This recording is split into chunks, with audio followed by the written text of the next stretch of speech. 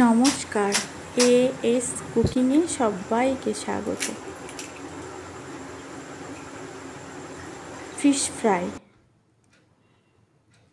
খুব কম দামের মধ্যে এই মাছ দিয়ে তোমরা একবার ফিশ ফ্রাই বানিয়ে দেখো। যেমন মুচমুচে তেমন খাস্তা হয়। 8-10 কোয়া রসুন, কটা কাঁচা লঙ্কা, আদা আর হাফ পেঁয়াজ কুচি, এটাকে পেস্ট বানিয়ে নিলাম। আমুদে মাছ নিলাম, পরিষ্কার করে কেটে ধুয়ে সেই আদা কাঁচা লঙ্কার পেস্টটা দিয়ে দিলাম, দিয়ে লবণ দিলাম, দিয়ে সুন্দর করে মিশিয়ে নিলাম। ভালো করে মিশিয়ে এটাকে আমি 10 মিনিট রেখে দিলাম। আর এই মাছটা আমি ভিনিগার জলে ভালো করে ধুয়ে নিয়েছি, এর যে গন্ধটা সেটা চলে যাওয়ার জন্য।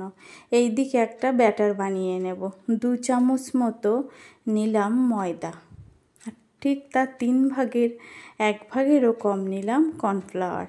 এবার দিলাম স্বাদ মতো লবণ, আর দেব একটু লঙ্কার গুঁড়ো, আর দেব সেই আদা রসুন কাঁচা লঙ্কার পেস্টটা থেকে 1 চামচ মতো দিয়ে একদম ঠান্ডা জল, ফ্রিজের ঠান্ডা জল দিয়ে এটা একটা ঘন ব্যাটার বানিয়ে নেব।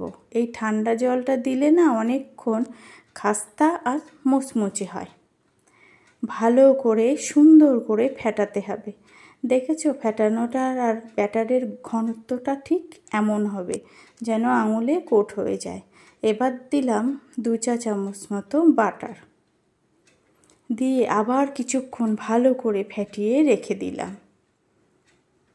এবার সবশেষে দেবো অল্প গোলমরিচ গুঁড়ো, দিয়ে এটা ব্যাটারে ভালো করে মিশিয়ে তেল গরম করে এই চামচে হাফ চামচ তেল দিলাম। এই তেলটা দিলে না এটা খাস্তা আর মুচমুচে হয়, গরম তেল।